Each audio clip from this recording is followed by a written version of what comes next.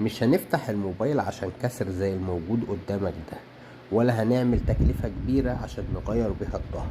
احنا هنعمل له سكن حماية وهنغير شكله كليا، مش هنخلي الكسر باين وهنخلي شكله جميل.